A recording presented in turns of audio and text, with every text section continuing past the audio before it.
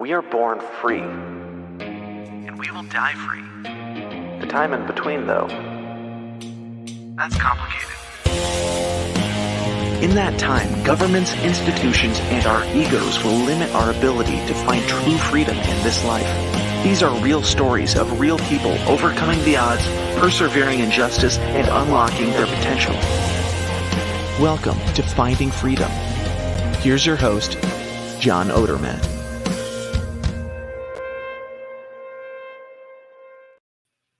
Hey, another episode of Finding Freedom is here on the Lions of Liberty Podcast Network, and going to be bringing you a solo show today. Trying to stick with doing a solo show about once a month to every 6 weeks or so. So got some interesting topics to talk about today, but first thing that I do want to talk about is just how dedicated I am to podcasting, how much I care about all of you out there in the audience, out there listening on your little phone listening devices. I just saw recently somebody was talking about, might have been Elon Musk, who I'll talk about later. I don't think it was. I forget who said this, but somebody was saying we shouldn't call these podcasts anymore. I saw this on Twitter. Because we don't use iPods, right? Like no sane person uses an iPod right now. So why do we call them podcasts? Why don't we have a different name? Phonecasts, which I think is stupid. I don't like that. Audio casts. I don't know. I think that's something that we should consider, changing the name of podcasts, because no iPods. But anyway, that's a little thing, meaningless thing to think about. But back to how dedicated I am to you all. So this past weekend, or I should say, just on Saturday. So Saturday, drove up to Penn State to meet up with some old college buddies. Picked up my one buddy at the Pittsburgh airport, and we drove up Saturday morning. Got there around 11, and had some fun, drank some beers, played some ladder golf. And then at night, hit the bars up a little bit and went to the old fraternity house, the old stomping grounds. And if you follow me on Facebook, you'll see a picture that my wife posted and tagged me in of from the composite that I took from, I guess it was probably my junior year.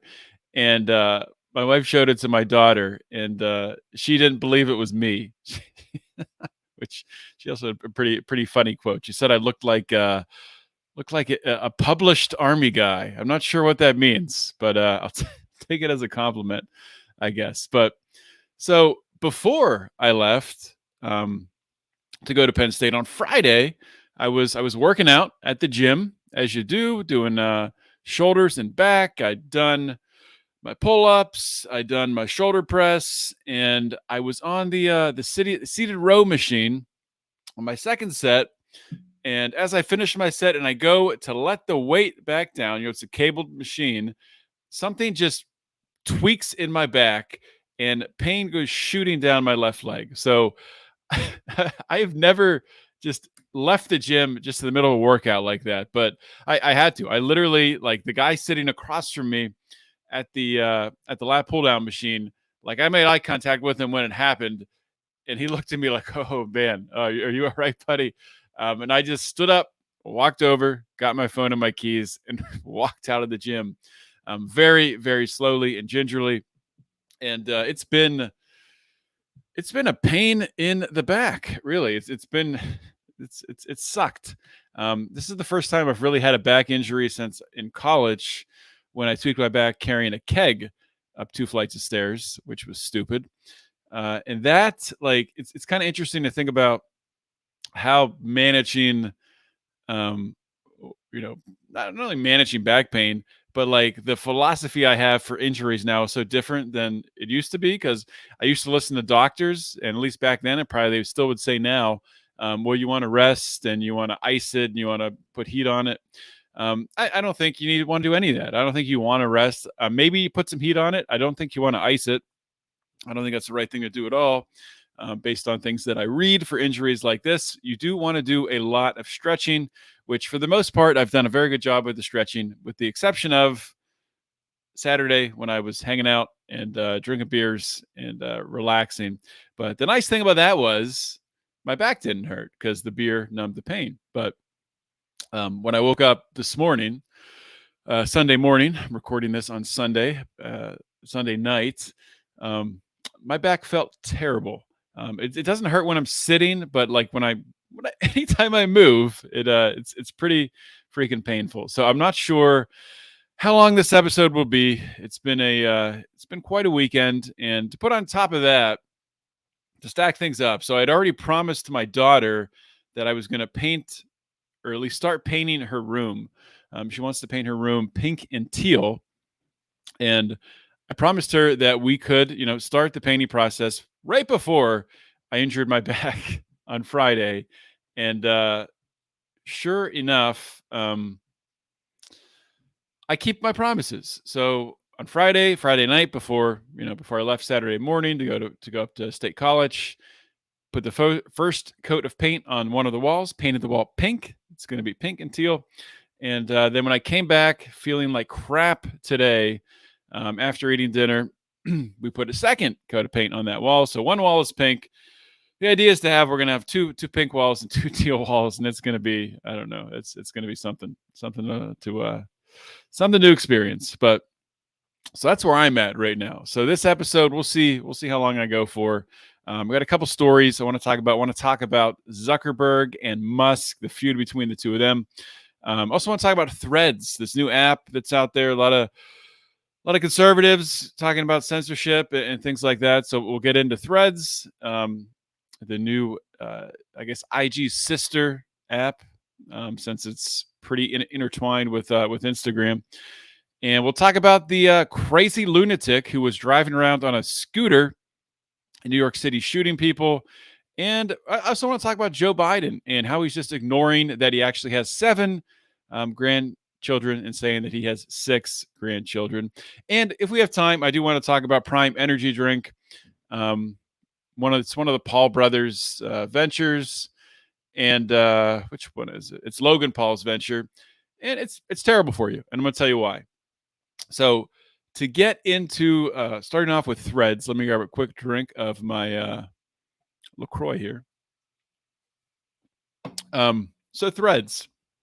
I actually was an early adopter of Threads, just sort of by coincidence.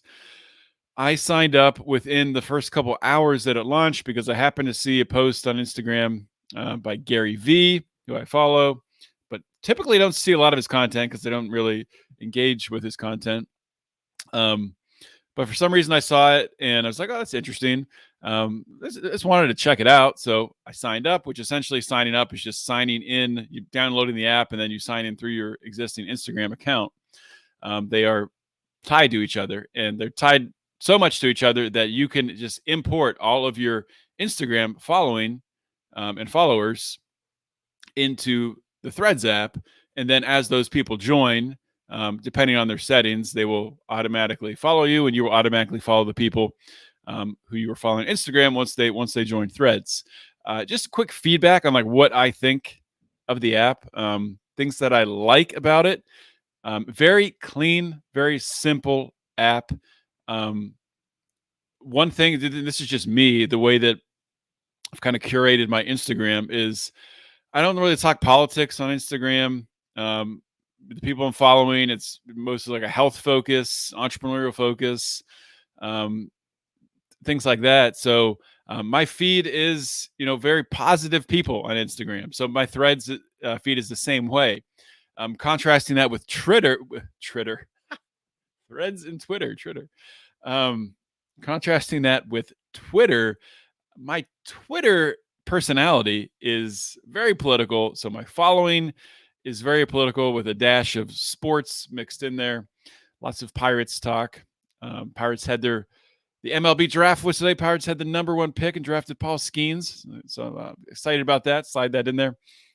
But mostly on Twitter, and I recognize this. I have created this scenario for myself on Twitter where it's just a volatile environment.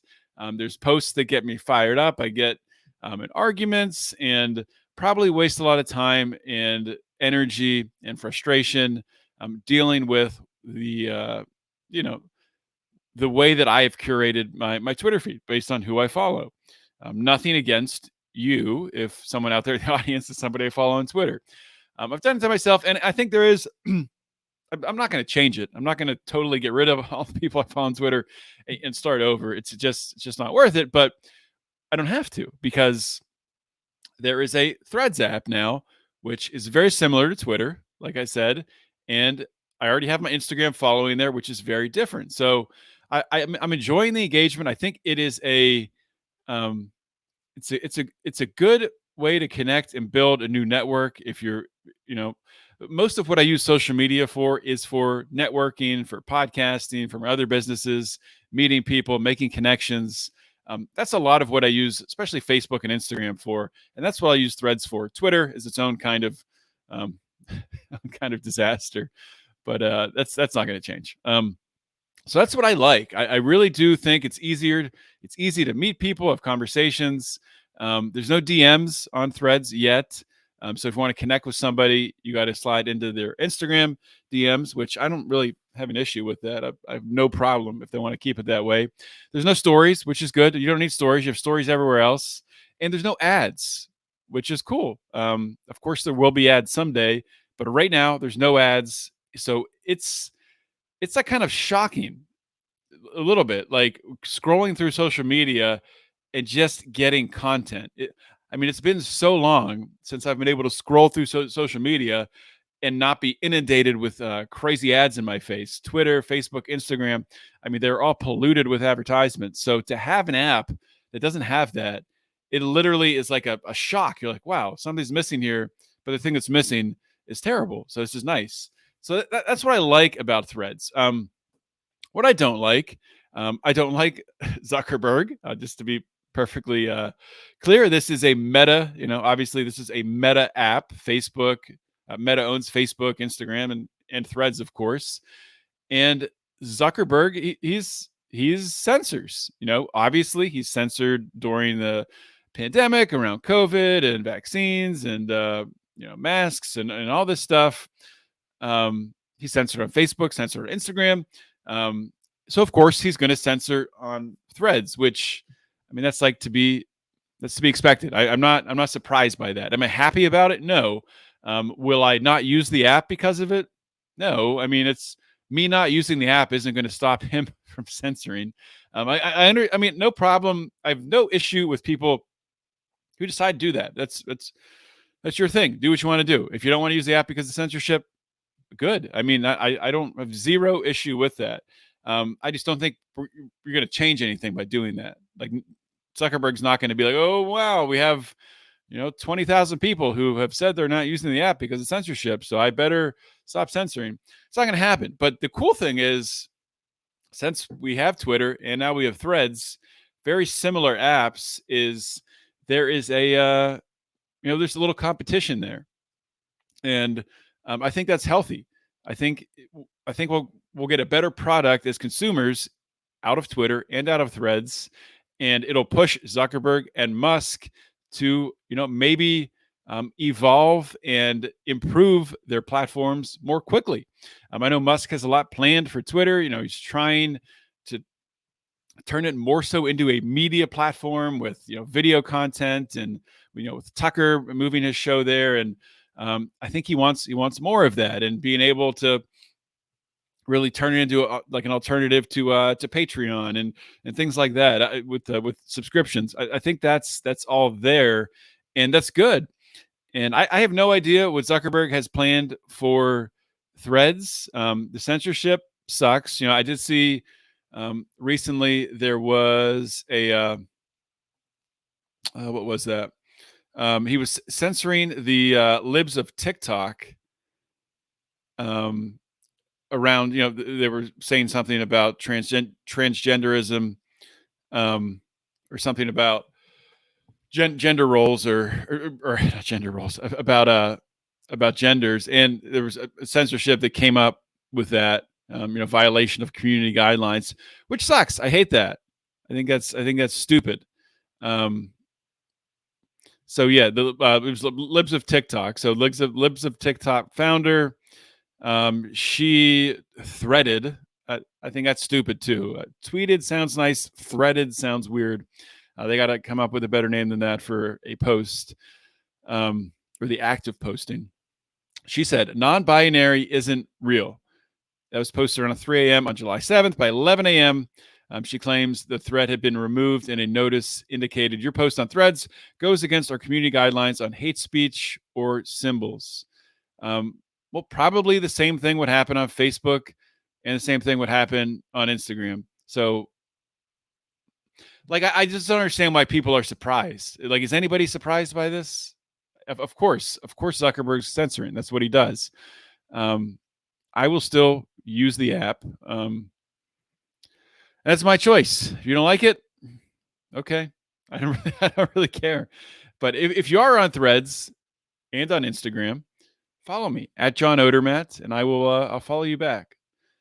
And my Instagram account, I need to post more often, but I love Threads because, like Twitter, you can just post text. You can just put up whatever you want. You can put a picture up with some text. You can post short videos. So I'm going to play around with it and see where it goes. So that's my thoughts on Threads. Now to get into the Musk versus Zuckerberg battle, which I think is just absolutely hilarious.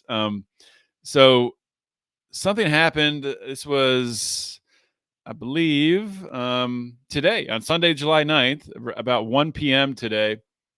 So Wendy's, the fast food place, which, by the way, is one of the only fast food places that I will eat at that I actually enjoy. Wendy's has delicious burgers. And if you don't like Wendy's burgers, there's something wrong with you. Not sure what to tell you. But they tweeted out, hey, at Zuck. This is on Twitter. No, this is on Threads. My bad.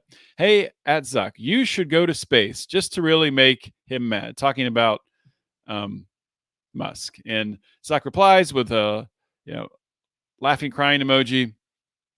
Not really. I mean, it's kind of a dumb burn by Wendy's. So you've created a Twitter competitor. Now you should create a SpaceX competitor. That's what you should do. First of all, Zuckerberg doesn't have the skill set to do that. I mean, maybe he could buy someone else who's doing it, but Musk is, much more, I think, involved from a technical standpoint in his companies, an engineering standpoint in his companies, charting the direction and, being involved in the intricacies of his products, from Twitter to SpaceX to Neuralink. Zuck, I think, he's more of the management, the CEO type person, sitting back and, helping the company grow. Obviously, I do think business-wise, I do think Threads is a good business decision for Meta and Zuckerberg. So much so that I did buy some Meta stock, not a whole lot, but a little bit. So in response to this Wendy's back and forth between Zuck and Wendy's, Elon replies, "Zuck is a cuck," which is hilarious. And Elon, a little bit of autism in him, just he'll say anything on Twitter. He's a very entertaining follow on Twitter. And of course, am I here for the Zuckerberg Musk battle, the back and forth, the rumors about them stepping in and doing an MMA fight? Yes, of course I'm here for that. I would love to see that. But this back and forth is great too. This is pure entertainment, and it's good for both Twitter and for Threads. So, they're businessmen; they're not stupid. Another tweet about Threads that Musk commented on. So Mario Nalfal tweeted out, Meta's half-baked Twitter copycat, threat or blessing in disguise. Zuckerberg's Twitter clone is riding on Instagram to attract new downloads, but there are major issues with this new app, as well as an interesting twist to the saga. Meta was called out today. I think I should say that. So there was a real Donald Trump, when you go to, or I think they've changed this, but initially when you went to follow real Donald Trump on Threads, you got a warning that said like this person repeatedly posts false information, which I've gotten that same warning on Instagram when I go to follow people. I would get, similar warning. I remember during the lockdowns when I would like try to share a story from like even like Tulsi Gabbard or something, I would get a warning that said, "Are you sure you want to share this story from this individual who has posted these false things in the past?" And I'm like, "Yes, absolutely, I do. Of course, I do, because they're not false." Just let time pass, and we will find out that they're not false, and we did. So that's a different discussion. But so Elon replies to this on Twitter, a screenshot of it. Accurate assessment: Threads is just Instagram minus pics, which makes no sense given that thirst pics are the main reason people use the app. I would agree. That's probably mostly true for most people. How many times have you read comments on Insta pics and wished there were more? Personally, never. And this is honestly one of the reasons why I hardly use Instagram and why I like Threads. And I think it is interesting. Like so many of these influencers who have built up this following based on pictures, based on, Instagram has the text below it, but almost nobody reads the text. I feel like I used to read the text more than I do now. But with videos and reels, and it's just like the attention span is so short, and you're scrolling through to different videos, and there's hardly any like actual images on Instagram anymore. Almost everything is a reel or video or whatever. But I kind of disagree with Musk's assessment here, saying that it makes no sense. I think it's brilliant to use the Instagram audience to be able to, for people who have built up an Instagram following. It's great. They have that built-in audience. But there's going to be people who, maybe they like following someone on Instagram because they look at their pictures. Maybe they're cool pictures, travel pictures, whatever.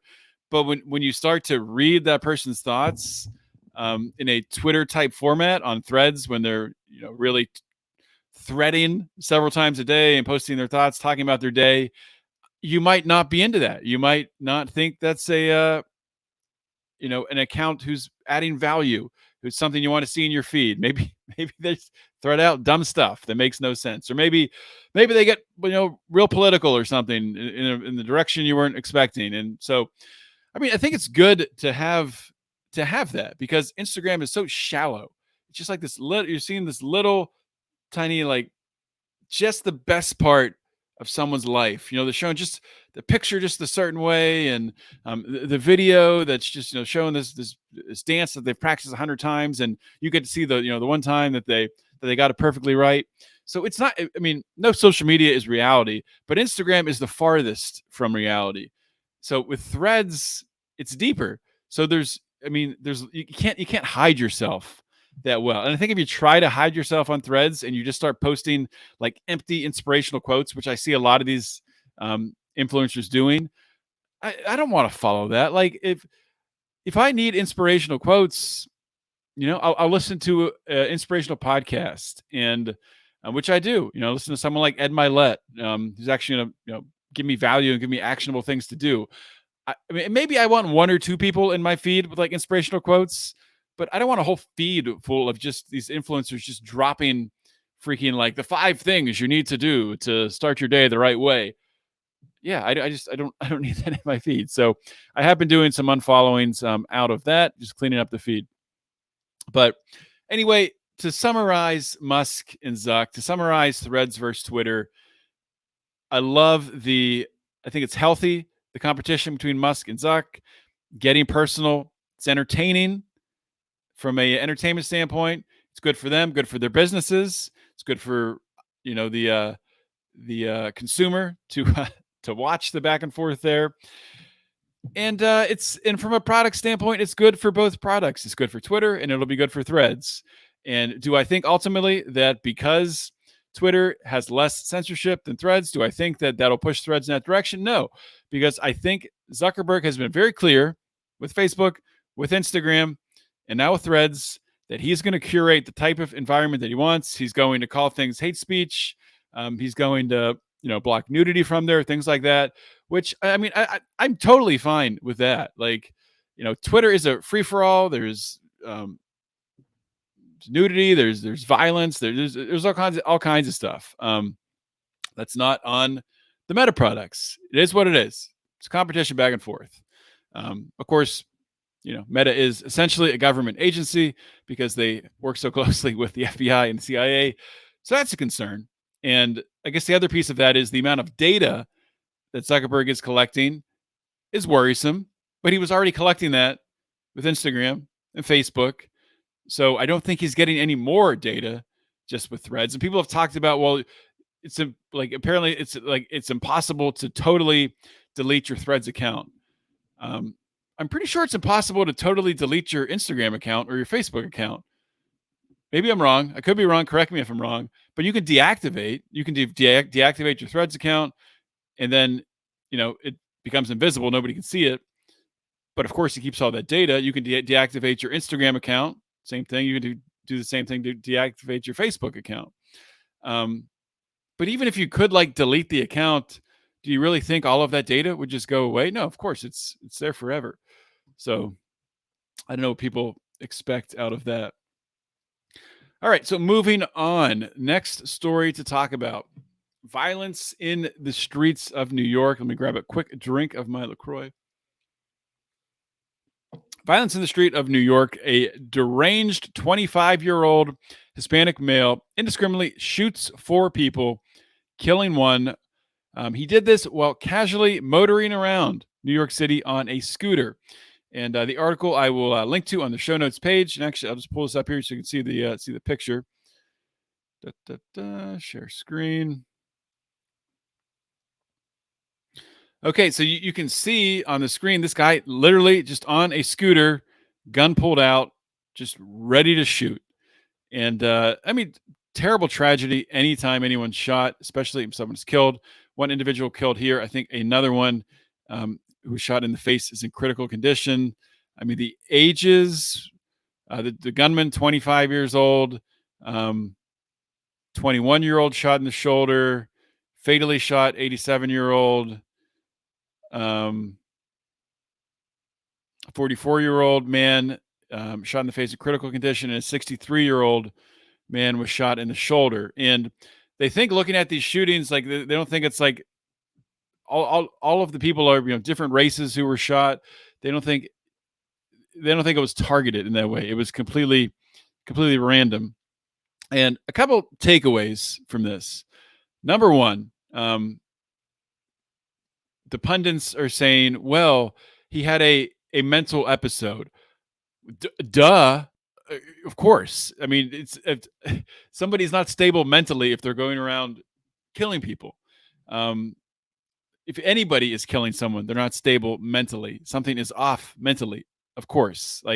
I feel like we don't say that often enough, that it goes without saying. If someone is murdering someone, they have mental health issues, because that is not a human thing to do, to kill another human being in cold blood. I mean, that's just, of course they have mental health issues if they're doing that.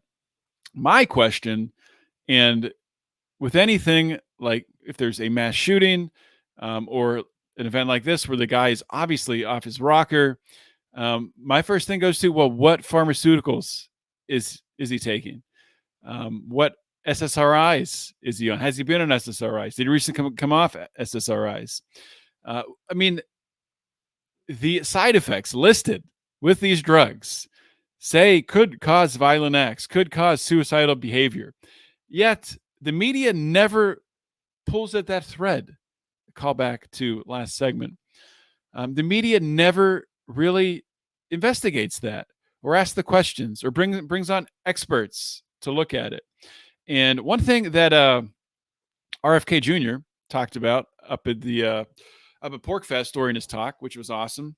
If you missed last week's episode with Jeffrey Tucker, we talked a lot about Kennedy's entire talk, got into a lot of different areas, from COVID to vaccines to a bunch of different things. But Robert Kennedy talking about gun violence and the need to look into potential of pharmaceutical influence in causing this behavior, in creating some of in creating the mental break that sets some of these people um, over the edge. And he pointed out that the federal government has the resources to do it, and they have the data to do it. So like um, the CDC could actually research this and pull the data and look at number of mass shooters who are taking SSRIs. Has it gone up over time? Which drugs? Blah blah blah. And you could actually research it, but they have no interest in researching that because they don't have an interest in solving the problem.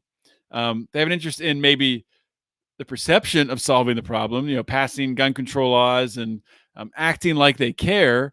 But to get to the heart of this problem, I mean, when we're saying in these pharmaceutical ads, when you're talking about known side effects, they can cause violent behavior.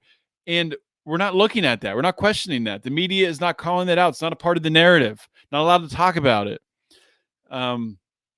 So that's a really good take by Robert Kennedy of one of the ways he would handle it is he would use the federal government to look into that, to pierce the veil on that data and actually do something that they're supposed to be doing rather than freaking shutting down the country. So that's essentially my takeaways there. And I mean, I guess the last takeaway would be because this random shooting doesn't fit the media narrative. It's not a white male. It's a Mexican male. And it's not an assault rifle. It's a handgun. So because of those two factors, this will be on and off of the news cycle by tomorrow. By Monday, nobody will be talking about this.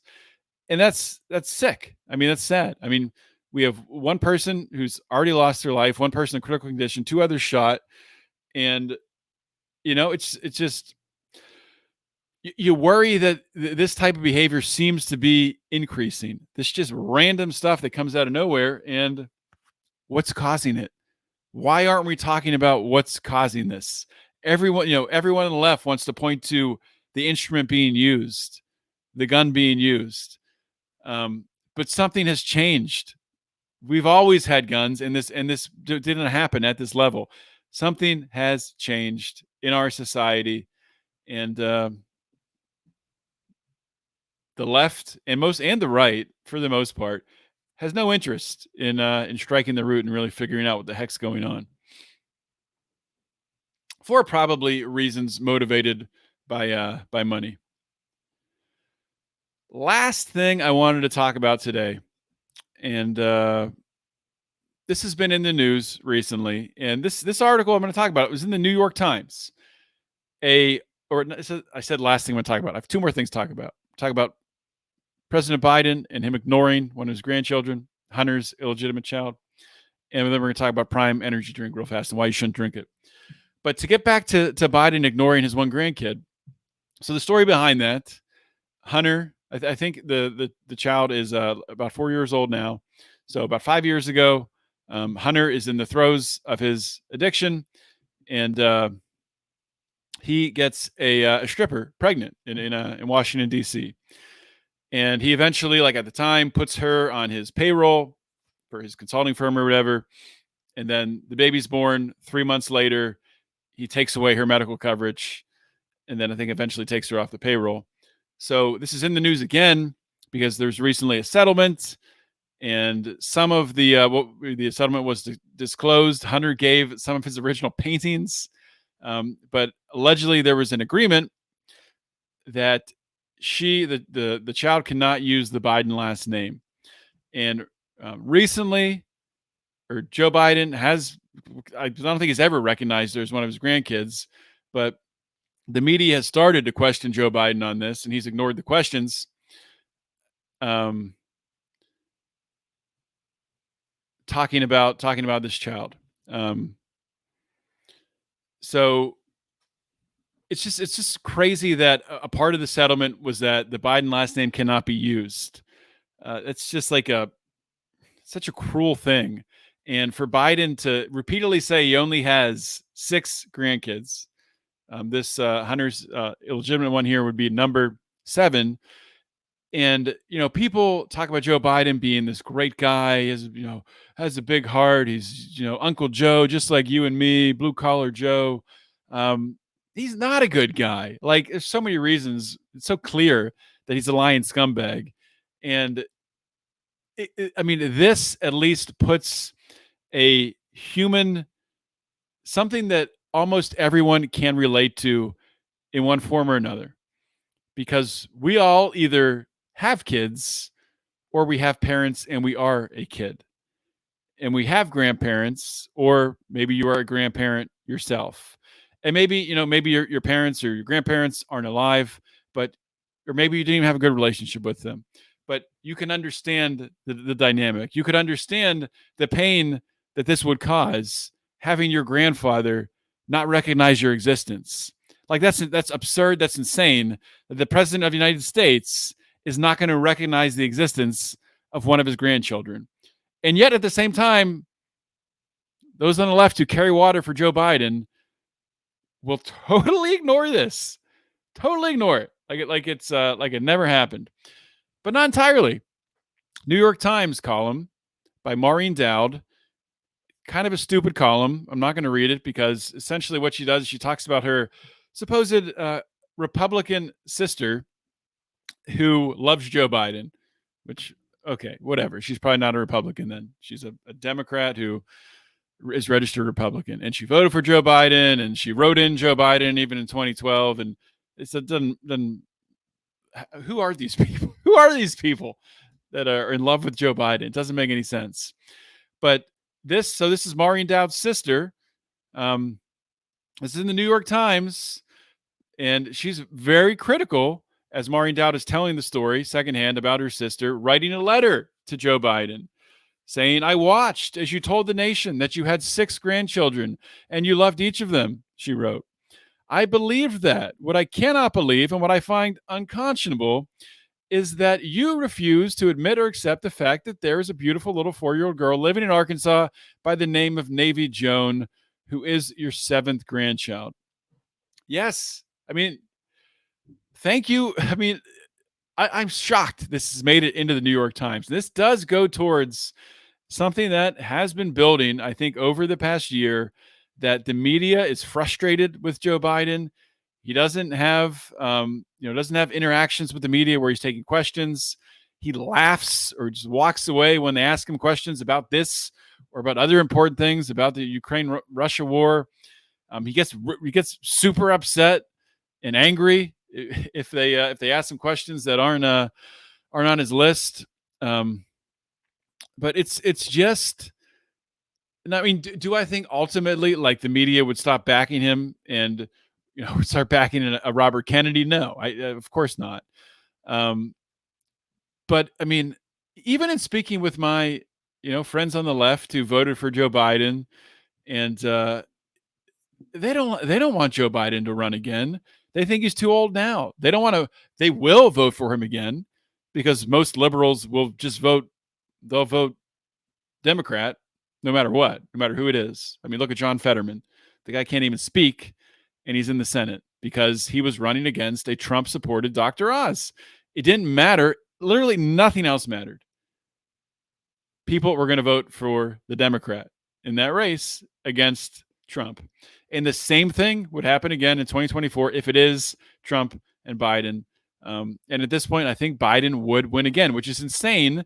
But you would have, I think what you would see happening is you would see Biden win barely, getting just enough electoral votes, similar to last results where, the majority of his votes are coming from, was like 37 counties or something, or winning 37 counties.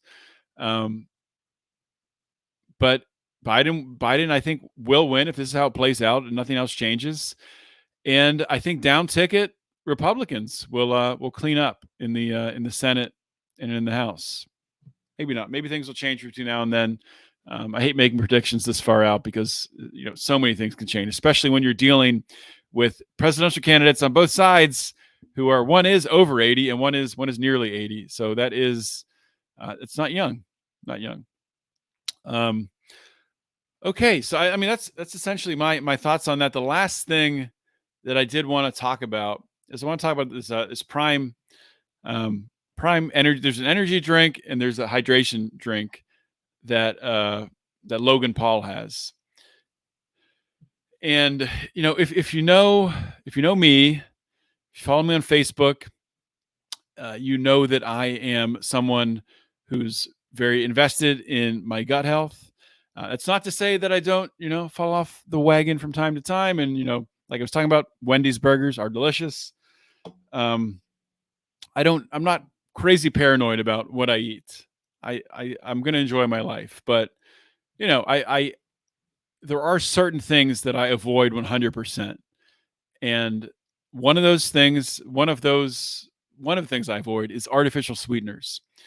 It's very easy to avoid artificial sweeteners.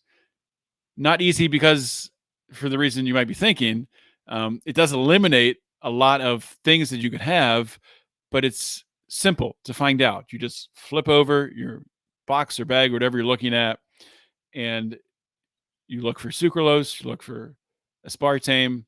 They might call it Splenda for sucralose. And prime drinks, they have sucralose in them. And I avoid sucralose. And I hate how this is marketed directly to little kids. And I can't stand. We have a epidemic in this country with kids who are unhealthy, who aren't getting enough exercise, who are overweight, pre-diabetic at very young ages, consuming too much sugar, consuming artificial sweeteners, consuming high fructose corn syrup. High fructose corn syrup, which is ties, has been linked to this rise in liver disease that is not related to drinking alcohol.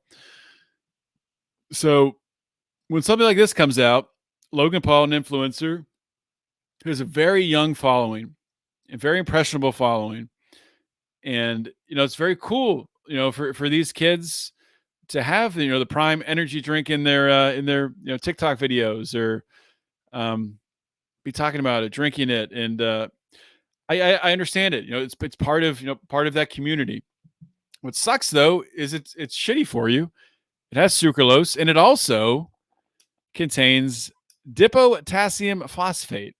What is dipotassium phosphate? It's a substance made by combining potassium and hydroxide with phosphoric acid. The phosphoric acid that makes Coca-Cola famous for the ability to pour it on corroded car batteries to clean off corrosion. It seems that Prime could work in the same way because it has that key ingredient. Also, this is a substance that has been repeatedly ruled safe by the United States Food and Drug Administration.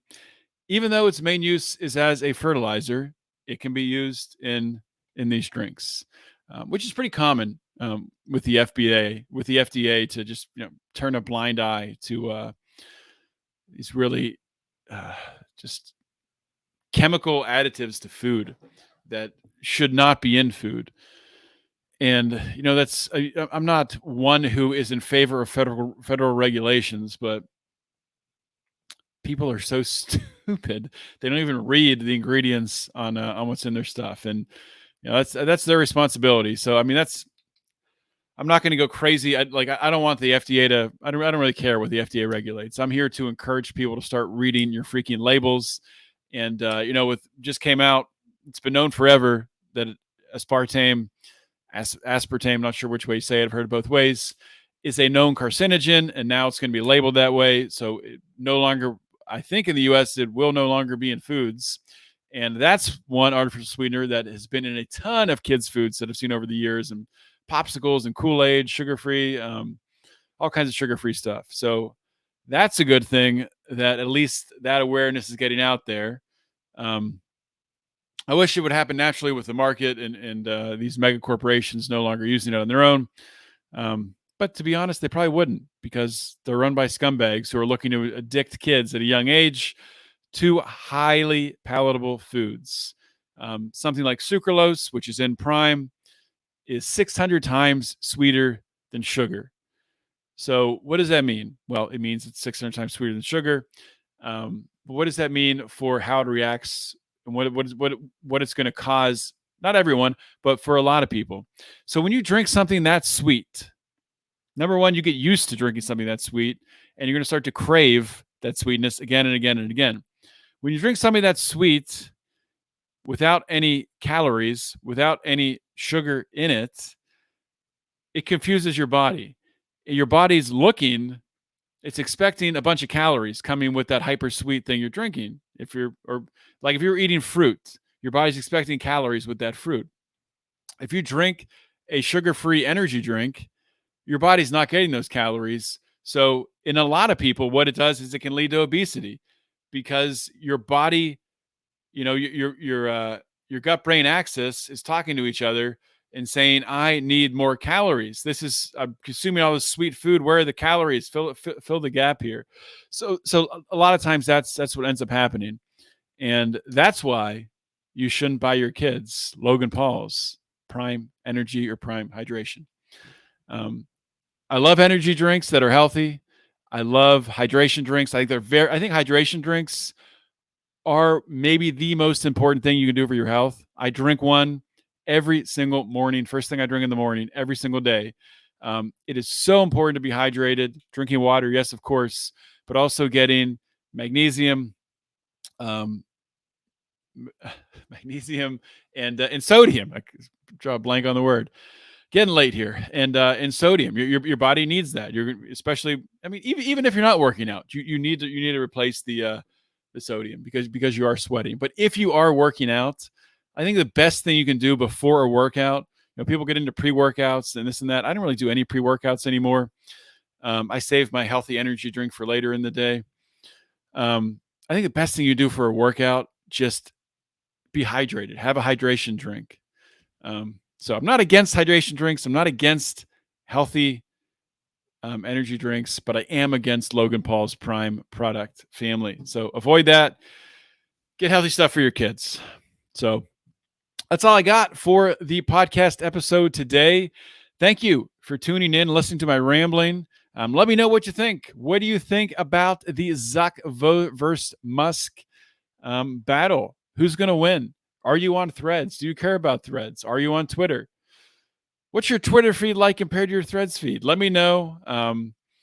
You can go on Twitter or you can go on Threads, and I'll post this both places, and you can comment there and let me know what you thought of the podcast episode.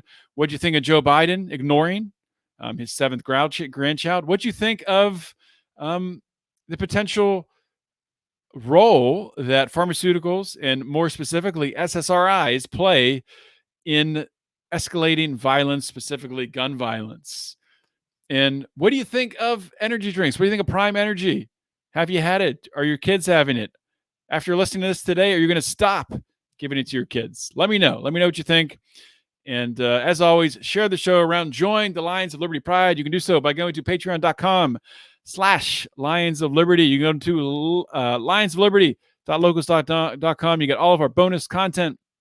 You can get Brian's daily rants. You can get my bonus shows that I do with almost every single one of my guests, about 10 or 15 minutes of bonus content, getting into all kinds of different things that we don't talk about during the interviews. So join up. We would love to have you in the Pride. We are going to be redoing our Pride incentives, restructuring them a little bit. I'm excited for that. I think there's some pretty cool, unique stuff that we're going to be offering. I don't want to say it yet because Brian and I have to change it first and agree on everything that we're changing before I tell you guys, which is easy to do if it's only two people. So just text message back and forth. Hey, Brian, you want to do this? Yeah, sure. Sounds good. So that's how that works, but it's a good dynamic.